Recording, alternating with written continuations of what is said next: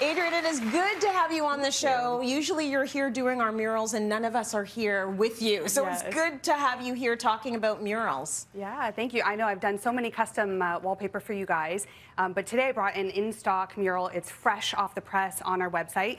And it's like a dark, moody floral. They're so hot right now, the dark florals.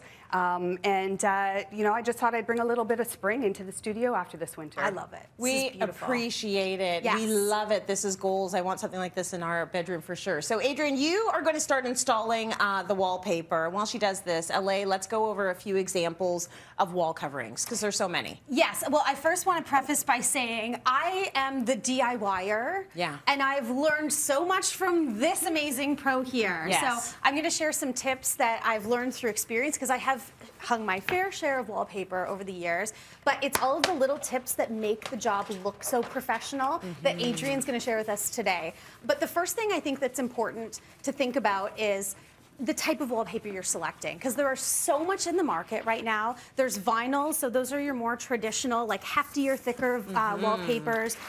There are actual paper, there's grass cloth woven papers, and then there are peel and stick papers, which are very trendy.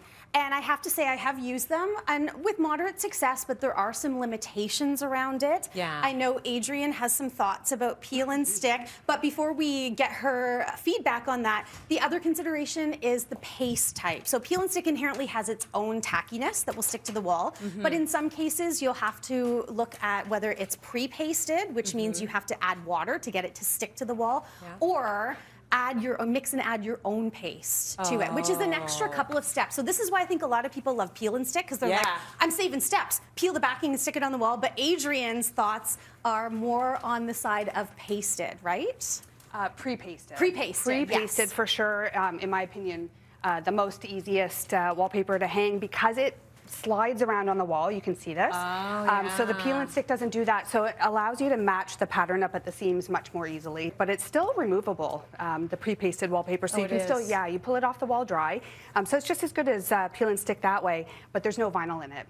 So it doesn't affect your air quality, and it's non-toxic. So it's my favorite. I like to see the images coming together like that, though, because it speaks to my Capricorn soul. Right.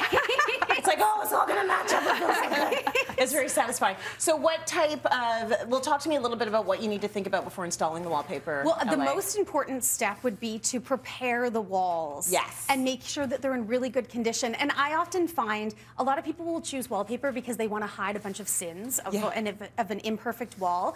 But in fact, you'll end up highlighting them. If you've got any gouges in there, the wallpaper is going to suck into that, and then it's going to look really awful. If you're investing a lot of money in a beautiful mural or wallpaper, you need the base and the foundation to be great. So first and foremost, fill in all of those holes and cracks, sand them nice and smooth. If you're dealing with fresh drywall, please prime. Because if you don't, those are those scenarios where the wallpaper will be on for life.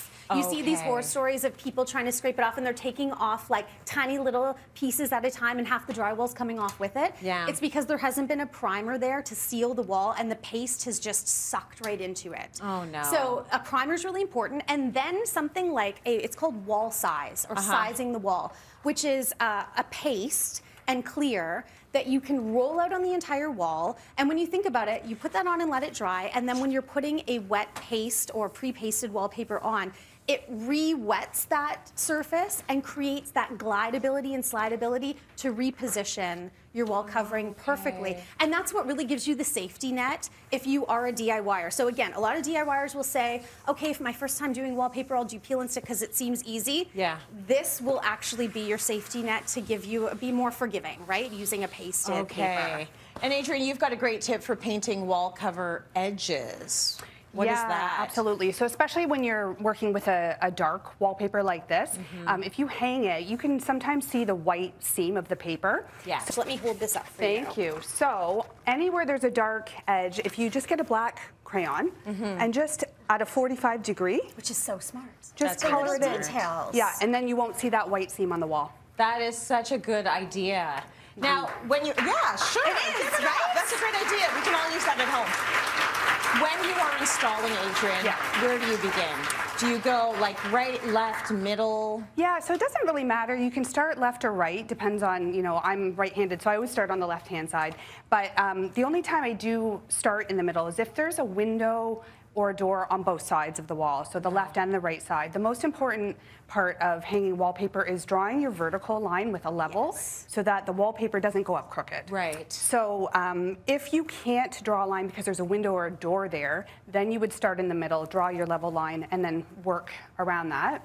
Also, if you're wallpapering around a room as well, start in an inconspicuous area in a corner, because when you come around the other side, the patterns aren't going to match at the corner. So generally behind a door in a corner is the best place to start. Ooh, really good. And any tips for trimming clean edges, Adrienne? Yeah, absolutely. So usually you don't want to pre-trim your wallpaper before you put it up. I've made that mistake. Okay. I thought, oh, I'm going to be so smart and pre-measure everything, and then you end up with like little gaps because nothing, baseboard's never straight and right. perfect. And then your pants are too short. Right, all the time. I never have that problem. Never have that problem. My pants too short. So you're going to add the wallpaper to the wall, leave 2 inches at the bottom and the top to trim off, and then you just use your straight edge against the baseboard and protect the wallpaper. Yes, like this that. is an important tip. Protect it instead of doing this, where you could cut up on the wall. Protect the wallpaper and just use an X-Acto knife and trim around it. Yes. And every 2 panels, you're going to snap off the blade and get a fresh blade, because they dull out really, really quick. And when you're doing that, you can rip or tear the wallpaper, and it just gets ruined. Right. So definitely, yeah. Thank you, Adrienne. Thank you.